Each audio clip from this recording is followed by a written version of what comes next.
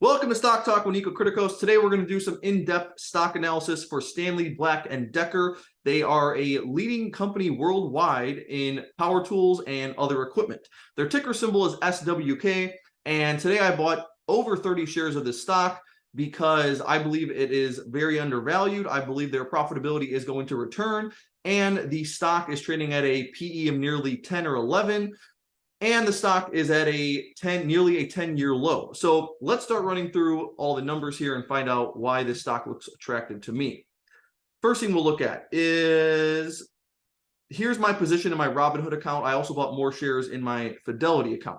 But what you can see here is the stock is $77 a share, a market cap of 11.8 billion, a PE of a little bit above 10, and a dividend of above 4%. If we get started on my checklist here, we're going to first take a look at the revenue and net income for this company. And revenue has grown about 5% each year on average. So nothing crazy. It's not a high growth company, but they do consistently grow, mainly by making acquisitions of other companies. They own over I believe around a dozen brands or more. For the net income, it's not as consistent. As you can see, there's several years where it drops off or decreases, but I would still consider it growth because over the last 10 years, they have managed to go from nearly a $200 million net income basis to over $1 billion up to $1.7 billion or $1.6 billion of net income.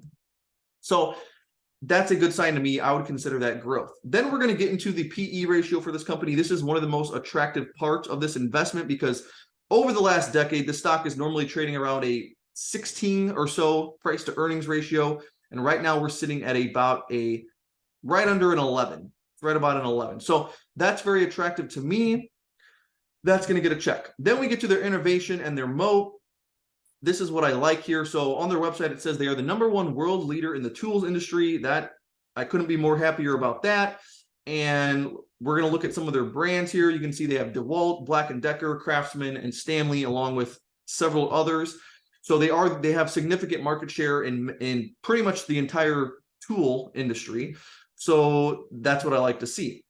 And on their investor presentation, I also learned about one of their growth vectors is going to be with electric vehicles and probably with electrifying other things like lawnmowers and whatever other equipment they can get involved with. So the other thing here is, looks like they're going to be making 3 to 6 times more money with the electric vehicles than they would with a ICE vehicle. That's also a good thing. And so I would say they're innovating and they have a strong moat. They have lots of brands, they have significant market share, and that looks good to me. Growing industry, I would say definitely. I don't think tools are going away anytime soon. People are going to keep needing tools. Return on invested capital is not phenomenal. It's good enough. It's not bad. Last year they did 3%, which is bad, but normally they're doing anywhere from 8 to 12%. That's healthy. That's not bad. And so that will get a check. Growing equity. This is where things start to go downhill a little bit because once you get to the balance sheet, we see that one thing that sticks out to me is they have a significant amount of goodwill, which I do not like to see because it's an intangible asset. It can fluctuate drastically, and that can have a huge effect on how much equity they have on their balance sheet and how much the company is worth. So nearly half of their assets are in goodwill and intangible assets. That's something I don't like to see. It's not liquid, and that can get cut in half in a short period of time. But they still do have a positive amount of equity, and that equity has been kind of flat over the last 3 years or so. So that's going to get a no. And it's also not over 15% of the market cap because it would be normally. It's a significant amount of the market cap if you're counting goodwill, but I don't like to count goodwill. I just like to discount that out of the equation. And of course, the goodwill is worth something. It's just I've seen it drop, 60, 70, 80% before with other companies, and that could be an extreme scenario, but it's a possibility. And it's not liquid, so it's not a liquid or tangible object. I don't like that. But either way, they're not growing their equity. And if you subtract the intangibles out of the balance sheet, then it's not 15% of the market cap. Otherwise, that would be 15% or over 15%. Share count decrease. They also addressed this in their investor presentation. And this company is we're going to get to their dividend, but their way of rewarding shareholders is through the dividend, and it's pretty impressive how long they've been paying out a dividend and growing their dividend. So that kind of makes up and compensates for this, where they have a shortfall here. But their share counts have been slightly increasing over the last decade or so.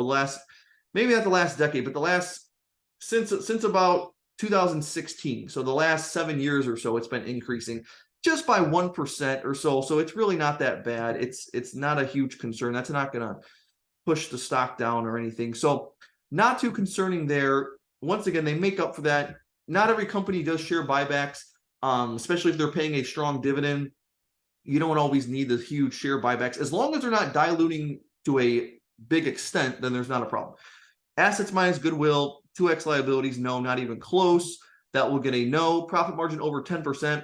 That's going to get a no, because if we look at their margins here, we're going to see 6% last year, 11% the year before. So even though they do post up several years of profitability of 10% plus, it's typically a more like 7 to 8%. So not that that's a bad thing. There's plenty of successful companies. I mean, look at Walmart. Their profit margins are half of that, if not lower. And so that's not always a big deal, but it is something that does help. I do consider that a little bit. It makes the company or the investment a little bit stronger if they have a high margin, but that's not a big deal. That's not going to make me not buy it just because it's a little bit less. Cash and receivables more than average annual income. No. Once again, we're looking at average annual income of anywhere from right around $1 billion all the way up to $1.6 billion. And if we're looking at how much cash they have, we're looking at, so they do have current assets of $7.9 billion, mainly because of their high inventory. But if we're looking at cash, it's only $400 million. So that's a little bit short. Now they do have $1.2 billion in receivables. I guess you could call that, you almost could call that a yes. I guess we could put that a yes, because they are going to have they will have what, close to 1.6 billion in cash and receivables. So that's fine. Healthy dividend, yes. Right now we're looking at a dividend of 4.3% or so. The important thing though is their payout ratio. So let's go to cash flow and let's look at, I believe the dividend expense for this company is right around $450 million. So let's see, yeah, $450 to $500 million every year for dividends. And if we're going to net income, we are going to see they're doing right around $1 billion, 1.2, 1.6. So that's fine. We're looking at a 50 to 30% payout ratio. That's totally healthy. And then over 20 years old, this company is actually founded in 1843. So it's a lot older than 20 years old. That will get a check. We're also going to up the score 1 to a 9 now. And so let's go to their investor presentation, because one thing I want to point out here is what you're going to see that was pretty impressive is that this company has been paying a dividend for 146 years and increasing it for the last 55 years. That's what I like to see. I also like to see that they are a worldwide leader in several different industries regarding power tools and power equipment. So overall, even though it did not get the best score on my checklist, it doesn't mean it's not a buy.